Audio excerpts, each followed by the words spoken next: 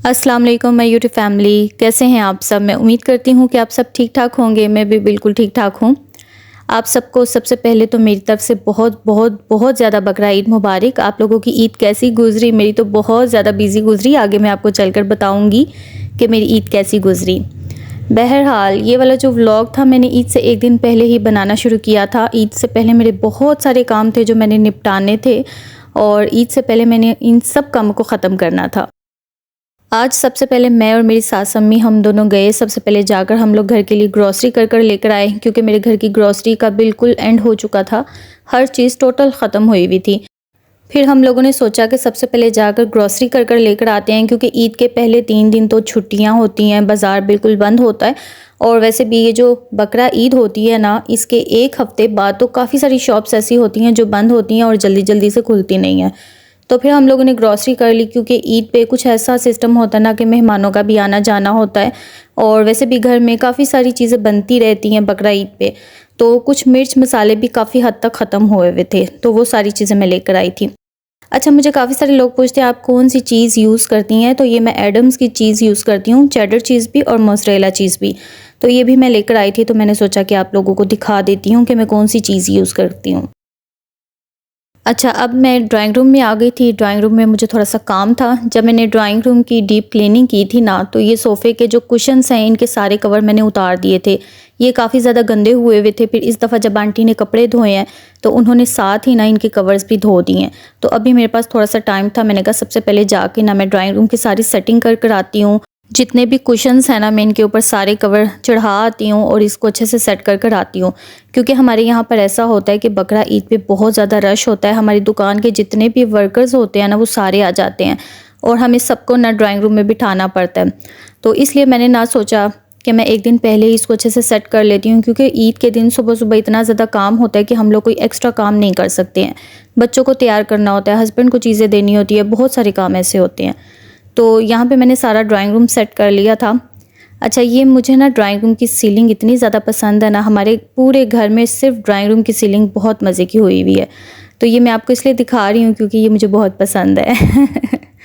यहाँ पे मैंने ताबीर का जो डॉल हाउस है ना, यहाँ पे छुपा कर रखा हुआ है। इसके मामू ने इसको दुबई से भेजा था, तो ये बहुत प्यारा लगा था मुझे। फिर मैंने इसको ड्राइंग रूम में सेट कर दिया। मैंने कहा ये ज़रा बच्चों की पहुँच से दूर रहेगा ना, तो ये महफूज भी रहेगा। तो इस दफ़ा मैंने ड्राइंग रूम के पर्दे भी चेंज किए हैं। पहले मैंने यहाँ पर नेट के लगाए थे, तो अभी मैंने यहाँ पर ना दूसरे पर्दे लगवाए। अब आपने मुझे बताना है ये कैसे लग रहे हैं ड्राइंग रूम में।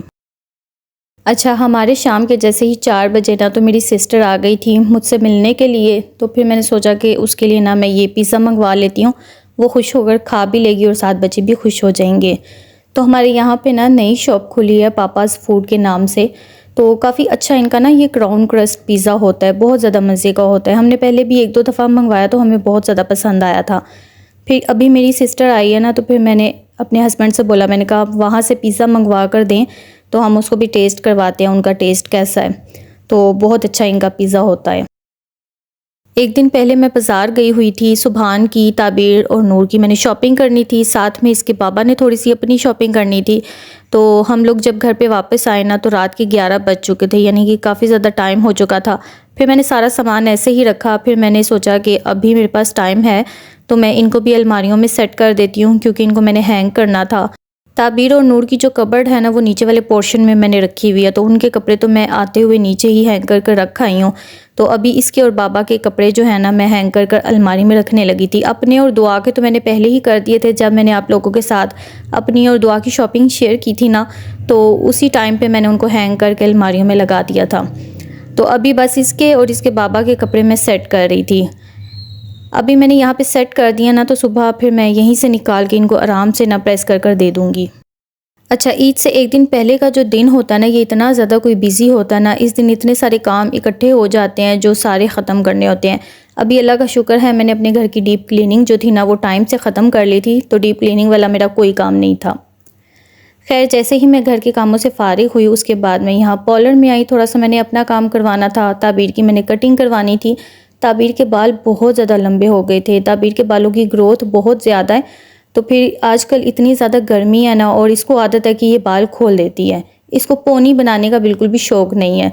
तो ये बाल खोल देती है बार बार। तो फिर मैंने सोचा कि चलो इसके बाल ना मैं थोड़े से छोटे करवा लेती हूँ, थोड़ा सा इसका स्टाइल बनवा लेती हूँ।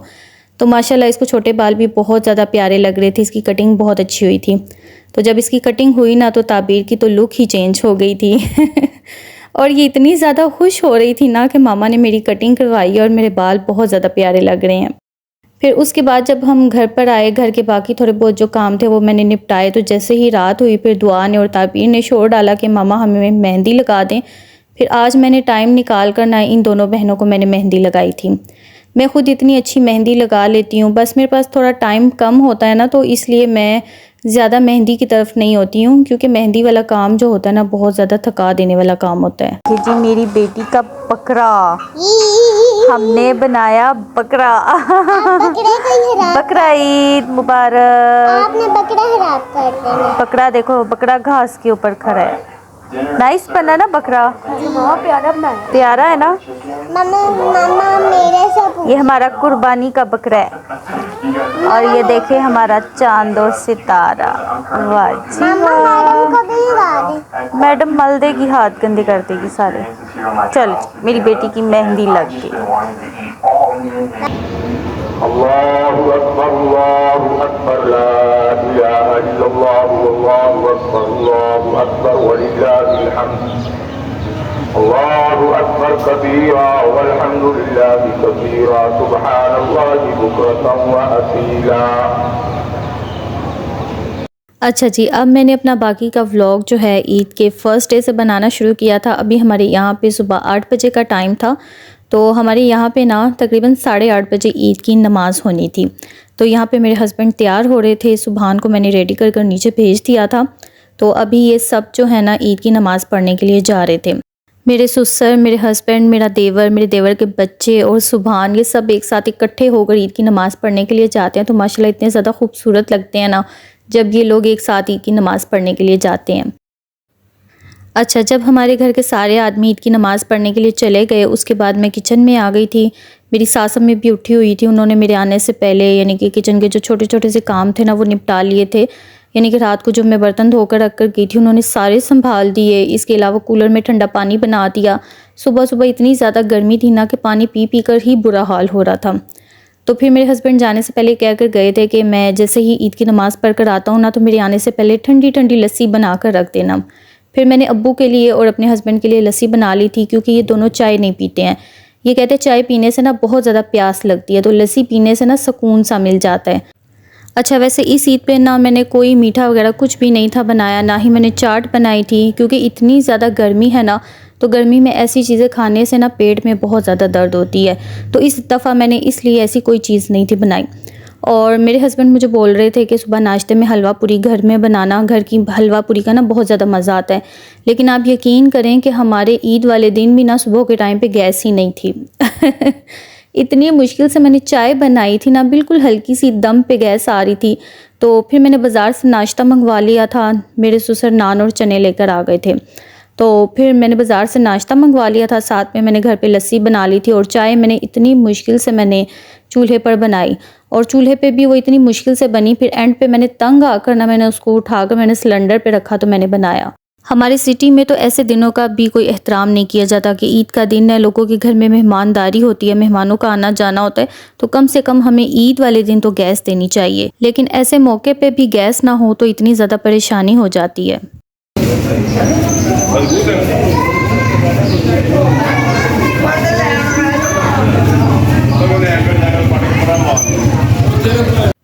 अच्छा, हम लोग जैसे ही नाश्ता करके फ़ारुग हुए तो उसके बाद हमारा कुर्बानी का जानवर आ चुका था। ये हमने तकरीबन ईद से 2 से 3 दिन पहले लिया था, तो अभी हमारे यहाँ पर ना कुर्बानी का टाइम हो रहा था।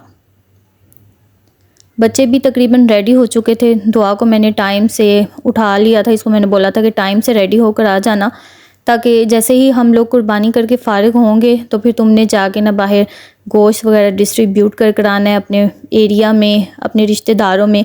ये ड्यूटी इस दफ़ा मैंने दुआ की लगाई थी।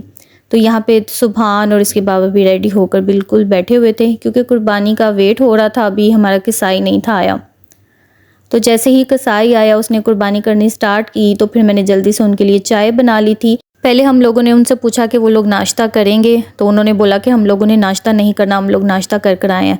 फिर मैंने जल्दी से उनके लिए चाय बना ली, साथ में मैंने उनके लिए केक रस रख लिए थे। मैंने कहा चलो साथ में एक आइटम भी हो जाएगी, अगर किसी ने कुछ लेना होगा तो वो ले लेगा। अच्छा, कुर्बानी की जो ईद होती है ना, बहुत ज़्यादा बिजी होती है। इस दिन पे हमें हर किसी का ख्याल रखना पड़ता है। जो लोग खाने के टाइम पे आते हैं उन्हें हमें खाना देना होता है, जो लोग चाय के टाइम पे आते हैं उन्हें चाय पिलानी होती है, और कुछ लोग ऐसे होते हैं जिन्हें हाली सिर्फ पानी देना होता है। यानी कि जो बकरा ईद होती है ना, ये बहुत ज़्यादा बिजी गुजरती है।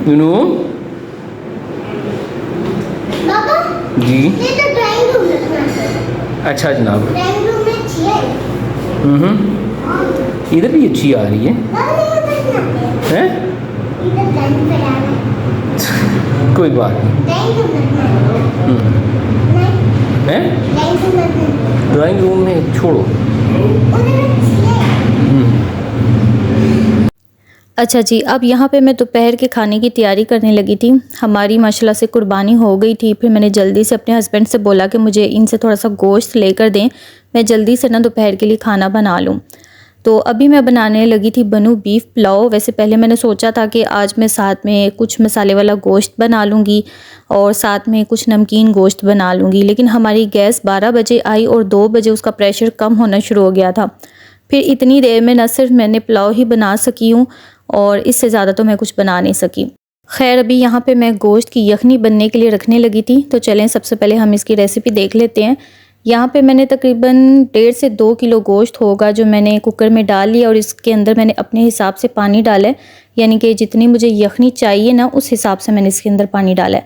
फिर इसके अंदर मैंने छोटी इलायची, थोड़ी सी मोटी इलायची, फिर इसके अलावा दालचीनी, लौंग और इसके अलावा साबुत काली मिर्चें, और इसके अलावा मैंने थोड़ी सी सौंफ डाली थी, नमक डाला था, बादियान का फूल डाला था। ये सारी चीज़ें डालकर ना मैंने पानी में मैंने गोश्त की यखनी बनने के लिए चूल्हे के ऊपर रख दी थी।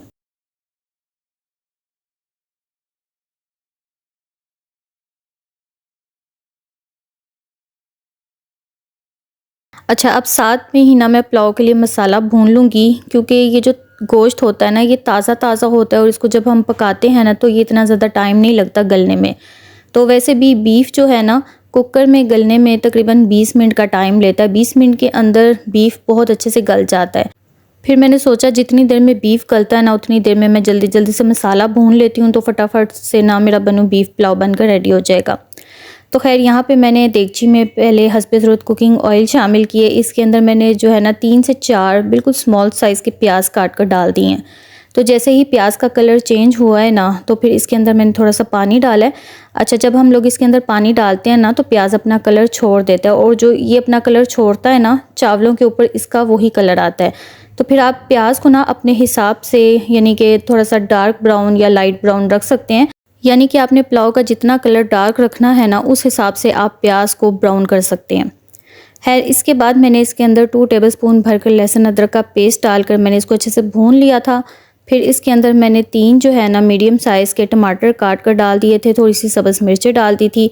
ये दोनों चीज़ें डालकर हमने मसाले को अच्छे से भूना था। तो जैसे ही टमाटर थोड़े से नरम पड़ गए थे ना, तो फिर इसके अंदर मैंने बाकी के स्पाइसेस ऐड कर दिए थे। इतने ज़्यादा कोई स्पाइसेस मैंने नहीं थे डाले, सिर्फ नमक डाला था अपने हिसाब से, और 2 टेबलस्पून के बराबर मैंने कुटी हुई लाल मिर्च डाली थी। 1 टेबलस्पून भरकर मैंने साबुत सूखा धनिया, और 1 टेबलस्पून भरकर मैंने इसमें साबुत ज़ीरा डाला था, और कुछ तेज़पात के पत्ते डाल दिए थे। साथ ही मैंने थोड़ा सा पानी डाल दिया था। पानी डालकर फिर मैंने मसाले की अच्छे तरीके से भुनाई कर ली थी। अच्छा, आज मैं जो बनू बीफ पुलाव बना रही हूँ ना, ये मैं 1 किलो चावलों से बना रही हूँ। तो ये जो मैंने आपके साथ रेसिपी शेयर की है ना, ये 1 किलो चावलों की रेसिपी है। यानी कि आप अगर इस हिसाब से 1 किलो चावल बनाएंगे ना तो इसकी बहुत परफेक्ट रेसिपी है। आपका बनू बीफ पुलाव बहुत अच्छा बनेगा। इसमें स्पाइसेस वगैरह बिल्कुल भी परफेक्ट होंगे, और गोश्त की जो क्वांटिटी है ना ये भी बिल्कुल परफेक्ट होगी। वैसे मैंने तकरीबन 1.5 से 2 किलो गोश्त इसके अंदर डाला था, तो आप तो अपने हिसाब से कम या ज़्यादा भी कर सकते हैं, लेकिन चावलों की जो क्वांटिटी है ना वो मैंने 1 किलो ही ली थी। खैर, यहाँ पे देखें बीफ बहुत अच्छे तरीके से गल चुका था, इसकी यखनी भी अच्छे से यानी कि बनकर रेडी हो चुकी थी। तो जब हम लोगों ने मसाला भूनना है ना, यानी कि जब हमने मसाले में गोश्त डालकर भूनना है, तो इसके अंदर ये जो साबुत खड़े मसाले हैं ना, हमने कोशिश करनी है कि ये सारे मसाले जो है ना बीफ के अंदर, इसके अंदर शामिल ना हो, क्योंकि हम लोगों ने यखनी में हर चीज़ डाल दी है। यखनी में हर चीज़ का जो असर है ना निकल चुका है। तो बाकी जो मसाले हैं ना आप लोगों ने छान के निकाल लेने हैं, उसके बाद आप लोगों ने इसके अंदर यखनी शामिल करनी है। तो खैर यहाँ पे मैंने बीफ को अच्छे तरीके से भून लिया था, साथ साथ थोड़ी थोड़ी यखनी मैं डालती गई थी, साथ साथ मैं इसको भूनती गई थी। इसके अंदर मैंने मज़ीद पानी नहीं था डाला, मैंने इसके अंदर थोड़ी थोड़ी यखनी डालकर ही ना मैंने गोश्त की अच्छे तरीके से भुनाई कर ली थी। अच्छा, आप लोगों ने मुझे बताना है आप लोगों ने अपने घर में ईद के फ़र्स्ट डे को क्या क्या बनाया था। मैंने तो इतना कुछ सोचा था कि आज मैं ये चीज़ें बनाऊंगी, साथ में सारी रेसिपीज़ आप लोगों के साथ शेयर करूंगी, लेकिन सिर्फ गैस ना होने की वजह से मुझे इतना ज़्यादा मसला हुआ कि 12 बजे गैस आई थी और 2 बजे गैस चली गई थी।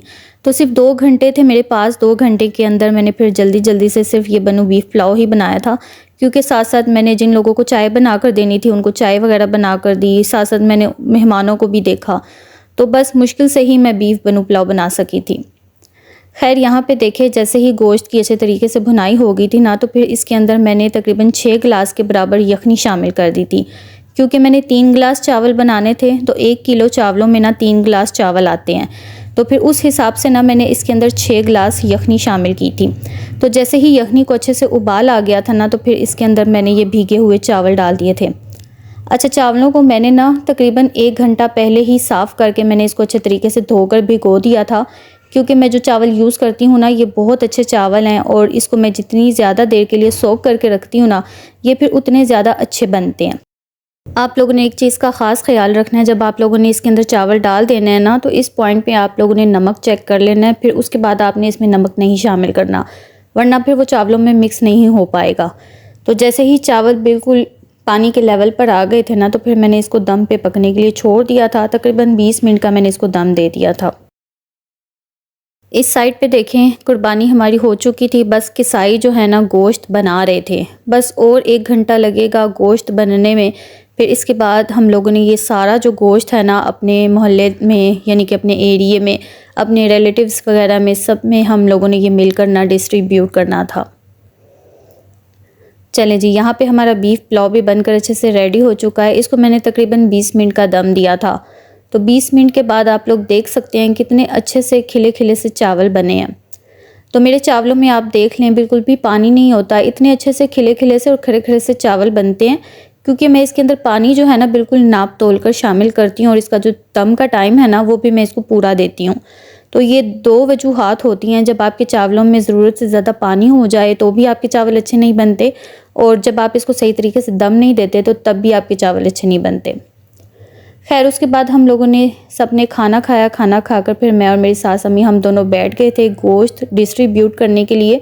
तो यहाँ पे मैं और मेरी सास अम्मी हम दोनों मिलकर पैकेट्स बना रहे थे।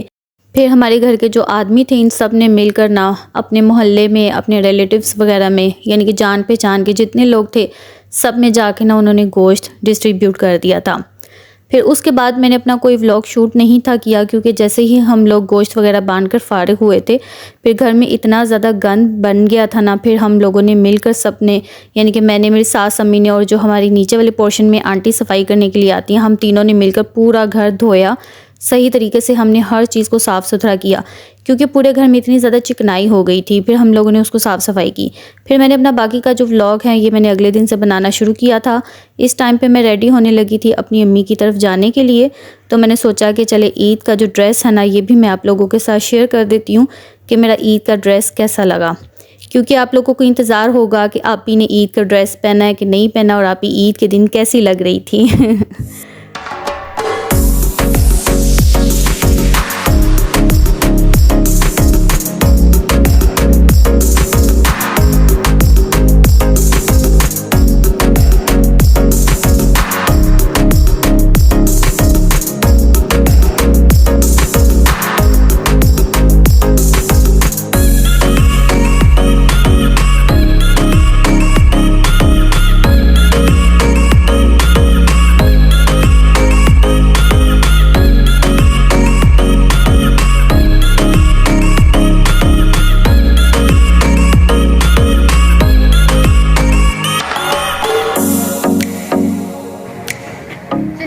चुनू ऐसे ऐसे करो ना,